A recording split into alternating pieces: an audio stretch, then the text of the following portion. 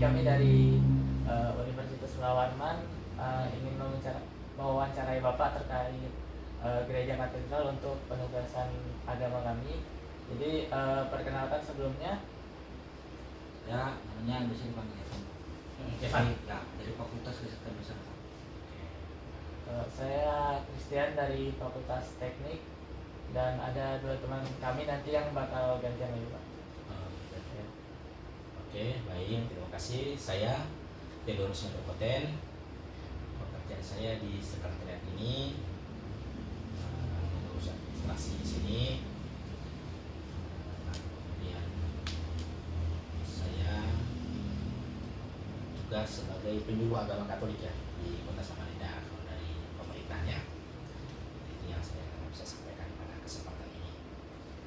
Langsung saja ke pertanyaan-pertanyaan nih, Kak. Jadi saya sudah diberi 3 pertanyaan itu ya tentang sejarah gereja katedral ini.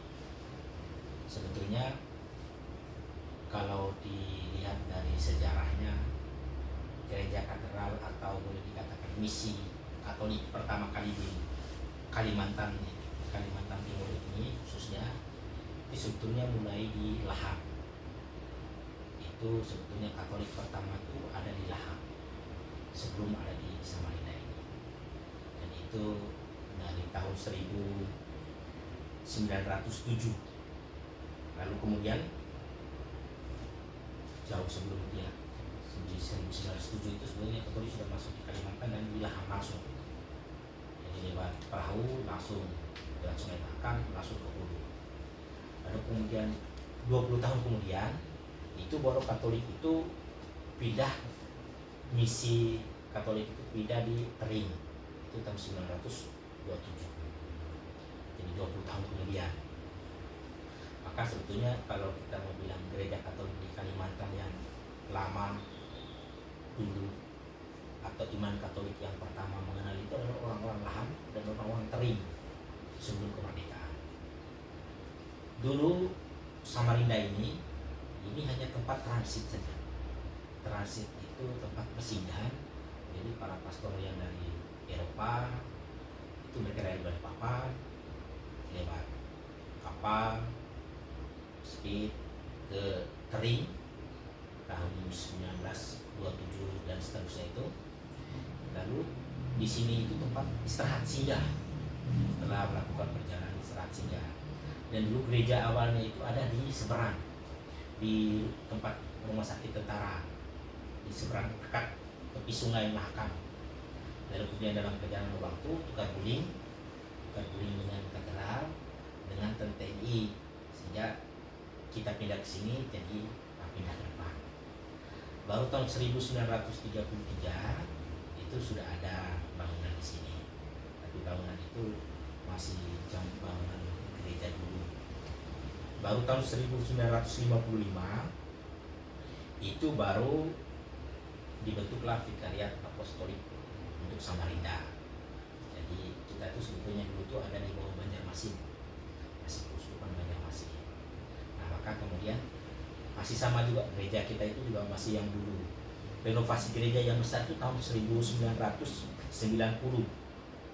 Jadi itu mulai direnovasi gereja. 91 itu resmi mulai dikerjakan, dan itu dapat piana dari pemerintah ya tahun 91. Lalu 92 tahun 1992 itu gereja diresmikan. Lalu setelah itu dari 90 tahun 1992 jalan terus sampai dengan 2017 itu sebetulnya itu gereja kita yang dulu itu, yang lama itu. Hanya direnovasi kecil-kecil, ditambah, tapi itu yang kita hilang atau berapa ditambah mana, itu yang saya yang hilang informasi itu. Tapi kalau gereja kita dari tahun yang teman-teman lihat sebelum tahun 2017 belum dibangun yang ini, nah itulah gereja kita dari tahun 92 yang diresmikan itu. Hanya direnovasi, ditambahkan apa yang sayapnya, ditambah belakangnya, sehingga akhirnya menjadi seperti yang dulu itu. Nah lalu kemudian sehingga kalau kita mau bilang gereja katedral itu belum pernah dibangun satu gereja yang khusus ini gereja katedral, itu belum pernah. baru pertama ini tahun 2017 itu ketika ini dibongkar total, kita bangun baru mulai dari awal sehingga pada tahun 2019 itu kita peresmian. Jadi 1 Mei 2019 itu diberkati oleh Duta Besar Iran Insinyur Piero Piopoya. Lalu 30 Aprilnya itu diresmikan oleh pemerintah, oleh gubernur. Nah, itu gereja kita yang bentuknya sekarang. Jadi kalau kita bilang bangunan gereja katedral itu baru kali ini kita bangun gereja itu, ini benar gereja katedral. Sebelumnya itu memang hanya gereja yang biasa dipakai untuk paroki, dan kemudian karena sudah diangkat menjadi uskupan Samarinda, dan kemudian itu langsung dijadikan sebagai gereja katedral, tapi tidak pernah dibangun dari awal, dipersiapkan secara khusus sebagai gereja katedral. Itu baru bangunan yang baru ini.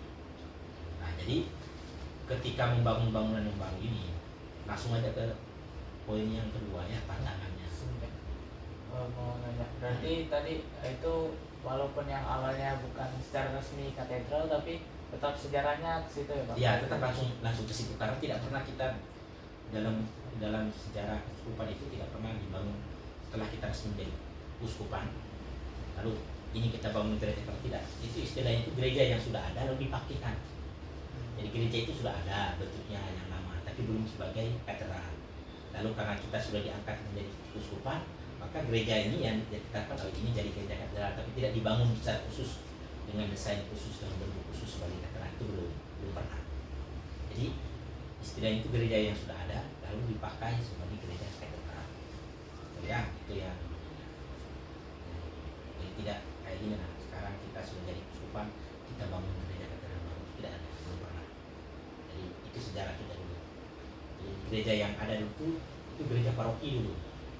Gereja paroki, lalu kemudian setelah itu karena kita sudah menjadi uskupan sendiri, lalu akhirnya gereja itu diresmikan menjadi katedral, tapi bukan dari awal dibangun secara khusus sebagai gereja katedral. Ya, paham sudah ya atau bagaimana? Jadi kalau untuk pastor paroki gereja katedral sekarang namanya siapa ya yang menjabat sekarang? Sekarang kan Pastor Moses Baik Pak, untuk melanjutkan yang tadi, sebelum itu perkenalkan, nama saya Destiana, saya dari Fakultas Teknik, dan teman saya. Nama saya Elkana dari Fakultas Kesehatan Masyarakat. Baik Pak, tadi kan sudah dijelaskan mengenai sejarah katedral ini, dan untuk selanjutnya mungkin mengenai tantangan dan solusinya Pak, yang dihadapi katedral. Ya, dulu tuh karena saya juga sebetulnya bukan orang lama di sini, orang baru, tapi saya mendengar cerita dulu 2017 ketika gereja kita yang lama itu dibongkar. Memang ada pro dan kontra. Pro dan kontra itu dulu tuh begini, bangunan gereja yang lama itu ada yang mengatakan itu punya nilai sejarah. Oke lah, memang semua namanya gereja kan pasti punya nilai sejarah. Itu nilai sejarah. Bahkan ada yang dulu tuh mereka yang menolak pembangunan gereja baru katedral baru itu dengan alasan bahwa bangunan yang lama itu bangunan yang sudah bahasanya itu jadi apa budaya namanya itu? Cagar budaya. Ya, jadi mereka menyebutnya itu, ya itu mereka ngomong, mereka yang berargumen menjadi cagar budaya. Tapi memang sebetulnya kalau yang benarnya itu ya gereja kita yang lama itu belum menjadi cagar budaya. Karena kalau sudah tercatat sebagai cagar budaya itu kita sebagai yang pemilik gereja ini, kita juga tidak bisa renovasi sembarang gereja. Dan untuk catnya aja itu juga biayanya itu harus dari pemerintah. Contoh kalau yang menjadi cagar budaya itu seperti Katedral Malang, itu saya tahu persis. Itu renovasi besar-besar itu tidak boleh, karena mengubah bentuk itu tidak boleh, karena sudah menjadi cagar. Yang ada itu hanya pugar, cat lagi kalau warnanya sudah kusam. Nah, itu masuk dalam kategori cagar budaya, sehingga kalau namanya cagar budaya itu tidak bisa ubah sama sekali. Tapi gereja kita yang dulu itu belum jadi cagar budaya. Maka orang-orang yang berpikir seperti itu karena mungkin juga mereka masih ingin supaya bangunan gereja yang lama tetap dipertahankan sebagai bagian dari sejarah. Itu mungkin pandangannya mereka. Tetapi kalau kita tidak bangun gereja yang baru di tempat yang ini, kita tidak punya tempat lahannya kita kan sangat kecil. Dan kalau kita membangun gereja katedral, tidak mungkin kita tidak harus meruntuhkan yang lama itu. Dan juga tidak mungkin kita harus bangun lagi di tempat yang baru. Itu kesulitan kita. Mungkin lagi tidak ada tempat sebetulnya. Kita mau bangun di mana kalau katedral tidak dibangun di sini ya. Nah, itu perdebatan awal-awal. Lalu solusi awalnya, solusi yang terjadi adalah kemudian diberikan pemahaman. Seperti saya katakan tadi, gereja kita itu belum tercatat sebagai cagar budaya. Lalu yang kedua, kita juga tidak punya tempat untuk membangun gereja yang baru tanpa merobohkan gereja yang lama itu. Nah, karena juga kita tahu sendiri, lahan kita, lokasi kita hanya begini saja. Jadi kita mau bangun di mana? Dan tidak mungkin juga kita akan bangun katedral di tempat yang baru, misalnya di Somalais atau di mana, tidak mungkin. Karena itu akan sangat ribet soal perizinan segala macam ya, surat menyurat segala macam. Nah, itu sangat susah. Nah, maka tidak ada pilihan.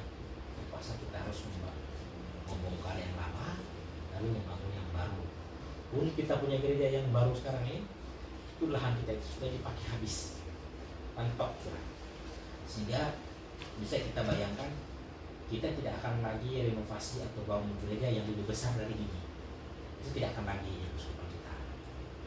Ini ukuran yang maksimal ya untuk bangunan sekarang ini, dengan kapasitas luasnya segala macam itu sudah maksimal. Kalaupun kemudian ada pemugaran lagi, yang paling kita hanya renovasi yang kecil-kecilan, karena bentuknya saya kira sudah tidak mungkin lagi yang ngecat, kemudian di kecil-kecilan. Tapi kalau untuk yang lain itu saya kira itu tidak mungkin lagi seperti zaman dulu, misalnya ditambahkan sampingnya supaya tempatnya jadi luas. Itu kayaknya kita tidak punya tempat yang tidak punya lahan. Itu solusi yang dilakukan. Jadi diberikan pemahaman, lalu sebagian besar yang mendukung kalau memang kita harus membangun gereja yang baru. Maka kemudian 2017 dibongkar, 30 April itu diresmikan, jadi sangat singkat 2 tahun dibangunnya. Lalu 1 Mei diberkati oleh Duta Besar Vatikan. Nah, itu gereja kita yang sekarang dengan kapasitas umat yang ditampung itu 2000 umat. Nah, yang bagian bawah itu 1300, yang bakong tribun itu sekitar 700. Itu pun kalau kita lihat setiap kali Natal, Paskah itu selalu tidak cukup. Karena umat kita masih meluap, ada yang di parkiran, ada yang di depan ters, ada yang di aula.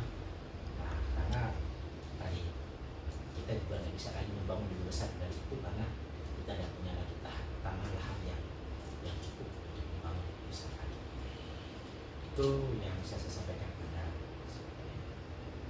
Oke, baik Pak, terima kasih atas waktu dan kesempatannya. Mungkin itu saja pertanyaan yang kami ajukan. Terima kasih Pak. Ya, terima kasih.